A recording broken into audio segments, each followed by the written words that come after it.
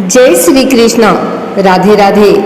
आइए सुनते हैं पुत्रदा एकादशी व्रत कथा। श्री युधिष्ठिर कहने लगे कि हे भगवान, मैंने श्रावण माह की कृष्ण पक्ष की कामिका एकादशी का सविस्तार वर्णन सुना। अब आप मुझे श्रावण शुक्ल एकादशी का क्या नाम है, व्रत करने की विधि तथा इसका महात्म्य कृपा करके कहिए। मधुसूदन कहने लगे कि इस एकादशी का नाम पुत्रदा एकादशी है। इस एकादशी को पवित्रा एकादशी भी कहा जाता है। पुत्रदा एकादशी व्रत करने वाले व्यक्ति को पूजा के बाद श्रावण पुत्रदा एकादशी व्रत की कथा जरूर सुननी चाहिए। ऐसा करने से व्रत पूर्ण होता है और मनोकामना पूरी होती है। अब आप शांति पूर्वक इसकी कथा सुनिए। इसके सुनने मात्र से ही वाजपेयी यज्ञ का फल मिलता है। द्वापर युग के आरंभ में महिष्मती नाम की एक नगरी थी, जिसमें महीजीत नाम का राजा राज्य करता था। लेकिन पुत्रहीन होने के कारण राजा को राज्य सुखदायक नहीं लगता था। उसका मानना था कि जिसकी संतान न हो, उसके लिए यह लोक और परलोक दोनों ही सुखदायक होता है। पुत्र सुख की प्राप्ति के लिए राजा ने अनेक उपाय किए, परंतु राजा को पुत्र की प्राप्ति नहीं हुई। वृद्धावस्था आती देखकर राजा ने प्रजा के प्रतिनिधियों को बुलाया और कहा, हे प्रजाजनों, मेरे खजाने में अन्याय से उपार्जन किया हुआ धन नहीं है। न मैंने कभी देवताओं तथा ब्राह्मणों का धन छीना है। किसी दूसरे की धरोहर भी मैंने नहीं ली। प्रजा को पुत्र के समान पालता रहा। मैं अपराधियों को पुत्र तथा बांधवों की तरह दंड देता रहा। कभी किसी से घृणा नहीं की, सबको समान माना है। सज्जनों की सदा पूजा करता हूँ। इस प्रकार धर्मयुक्त राज्य करते हुए भी मेरे पुत्र नहीं है, सो मैं अत्यंत दुख पा रहा हूँ। इसका कारण क्या है? राजा महीजीत की इस बात को विचारने के लिए मंत्री तथा प्रजा के प्रतिनिधि वन को गए। वहाँ बड़े बड़े महर्षि मुनियों के दर्शन किए। राजा की उत्तम कामना की पूर्ति के लिए किसी श्रेष्ठ तपस्वी मुनि को देखते फिरते रहे। एक आश्रम में उन्होंने एक अत्यंत वयोवृद्ध धर्म के ज्ञाता बड़े तपस्वी, परमात्मा में मन लगाए हुए, निराहार, जितेंद्रिय, जितात्मा, जित क्रोध, सनातन धर्म के गुण तत्वों को जानने वाले, समस्त शास्त्रों के ज्ञाता महात्मा लोमश मुनि को देखा, जिनका कल्प के व्यतीत होने पर एक रोम गिरता था। सबने जाकर ऋषि को प्रणाम किया। उन लोगों को देखकर मुनि ने पूछा कि आप लोग किस कारण से आए हैं? निसंदेह मैं आप लोगों का हित करूंगा। मेरा जन्म केवल दूसरों के उपकार के लिए हुआ है, इसमें संदेह मत करो। लोमश ऋषि के ऐसे वचन सुनकर सब लोग बोले, हे महर्षि, आप हमारी बात जानने में ब्रह्मा से भी अधिक समर्थ हैं, अतः आप हमारे इस संदेह को दूर कीजिए। महिष्मतीपुरी का धर्मात्मा राजा महीजीत प्रजा का पुत्र के समान पालन करता है, फिर भी वह पुत्रहीन होने के कारण दुखी है। उन लोगों ने आगे कहा कि हम लोग उसकी प्रजा हैं, अतः उसके दुख से हम भी दुखी हैं। आपके दर्शन से हमें पूर्ण विश्वास है कि हमारा यह संकट अवश्य दूर हो जाएगा, क्योंकि महान पुरुषों के दर्शन मात्र से अनेक कष्ट दूर हो जाते हैं। अब आप कृपा करके राजा के पुत्र होने का उपाय बतलाएं। यह वार्ता सुनकर ऋषि ने थोड़ी देर के लिए नेत्र बंद किए और राजा के पूर्वजन का वृतांत जानकर कहने लगे कि यह राजा पूर्वजन में एक निर्धन वैश्य था। निर्धन होने के कारण इसने कई बुरे कर्म किए। यह एक गांव से दूसरे गांव व्यापार करने जाया करता था। एक समय ज्येष्ठ मास के शुक्ल पक्ष की द्वादशी के दिन मध्याह्न के समय वह जबकि 2 दिन से भूखा प्यासा था, एक जलाशय पर जल पीने गया। उसी स्थान पर एक तत्काल की ब्याही हुई प्यासी गौ जल पी रही थी। राजा ने उस प्यासी गाय को जल पीते हुए हटा दिया और स्वयं जल पीने लगा। इसीलिए राजा को यह दुख सहना पड़ा। एकादशी के दिन भूखा रहने से वह राजा हुआ और प्यासी गौ को जल पीते हुए हटाने के कारण पुत्र वियोग का दुख सहना पड़ा। ऐसा सुनकर सब लोग कहने लगे, हे ऋषि, शास्त्रों में पापों का प्रायश्चित भी है। अतः जिस प्रकार राजा का यह पाप नष्ट हो जाए, आप ऐसा उपाय बताएं। लोमस मुनि कहने लगे कि श्रावण शुक्ल पक्ष की एकादशी को, जिसे पुत्रदा एकादशी भी कहते हैं, तुम सब लोग व्रत करो और रात्रि को जागरण करो, तो इससे राजा का यह पूर्व जन्म का पाप अवश्य नष्ट हो जाएगा। साथ ही राजा को पुत्र की अवश्य प्राप्ति होगी। लोमस ऋषि के ऐसे वचन सुनकर मंत्रियों सहित सारी प्रजा नगर को वापस लौट आई और जब श्रावण शुक्ल एकादशी आई तो ऋषि की आज्ञा अनुसार सबने पुत्रदा एकादशी का व्रत और जागरण किया। इसके पश्चात द्वादशी के दिन इसके पुण्य का फल राजा को दिया गया। उस पुण्य के प्रभाव से रानी ने गर्भ धारण किया और प्रसव काल समाप्त होने पर उसके एक बड़ा तेजस्वी पुत्र उत्पन्न हुआ। इसलिए हे राजन, इस श्रावण शुक्ल एकादशी का नाम पुत्रदा पड़ा। अतः संतान सुख की इच्छा हासिल करने वाले इस व्रत को अवश्य करें।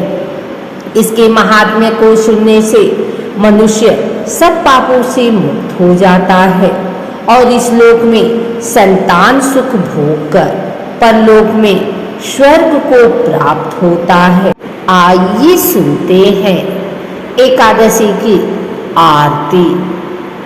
ओम जय एकादशी, जय एकादशी, जय एकादशी माता। विष्णु पूजा व्रत को धारण कर शक्ति मुक्ति पाता। ओम जय एकादशी माता, तेरे नाम गिनाऊं देवी, भक्ति प्रदान करनी मैया, भक्ति प्रदान करनी। गणे गौरों की देनी माता, शास्त्रों में बरनी।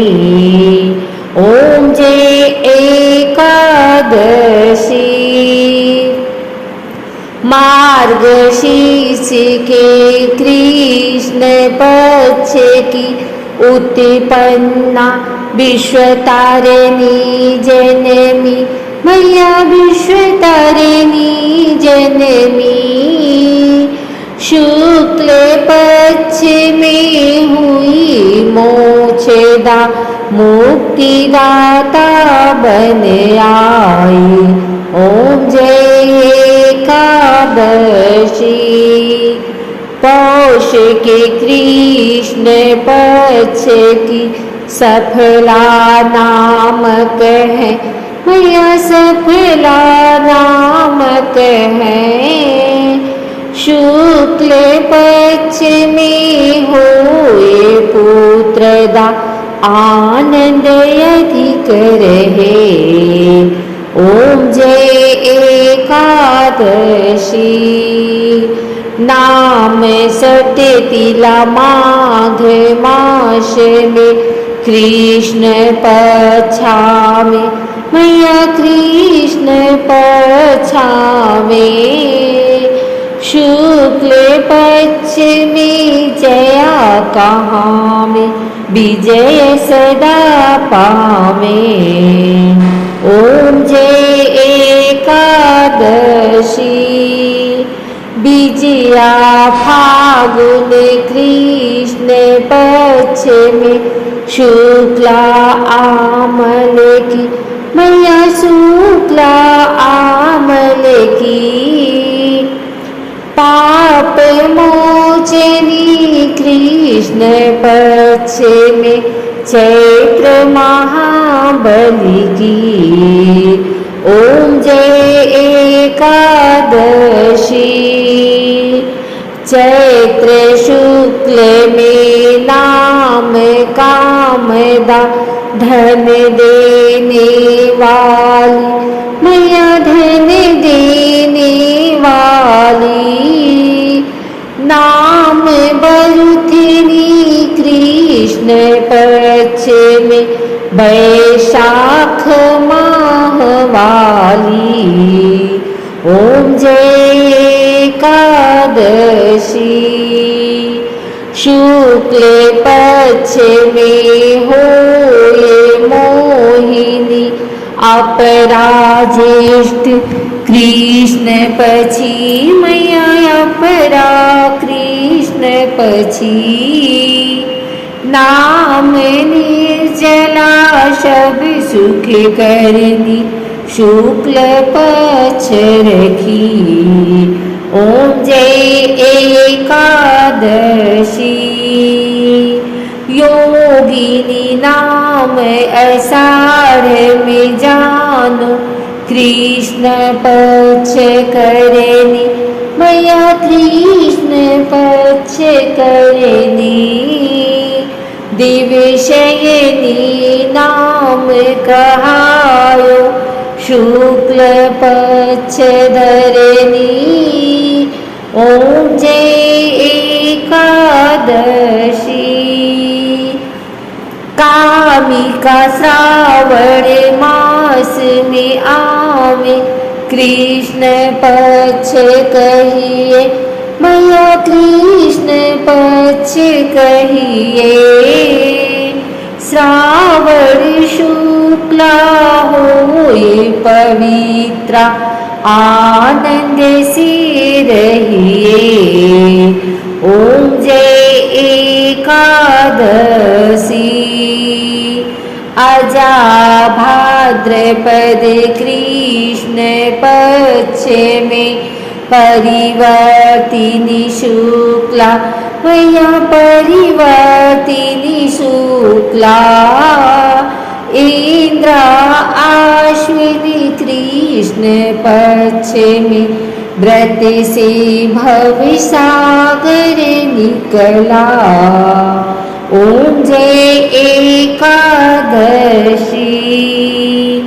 पापांकुशा है शुक्ल पक्ष में आप हरनहारी मैया आप हरनहारी रमा मास कार्तिक में आवे सुखदायक भारी। ओम जय एकादशी देवोत्थानी शुक्ल पक्ष की दुख नाशक मैया मैया दुख नाशक मैया पावन मास में करो बीनती पार करो नैया। ओम जय एकादशी परमा कृष्ण पक्ष में होती जन मंगल करनी मैया जन मंगल करनी शुक्ल मास में होए पद्मिनी दुख दारिद्र हरिणी। ओम जय एकादशी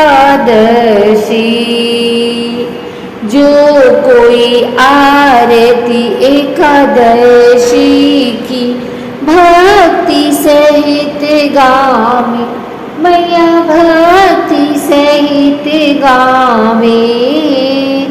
जन गुर दीता स्वर्ग का वासा, निश्चय वह पावे। ओम जय एकादशी। बोलो एकादशी माता की जय।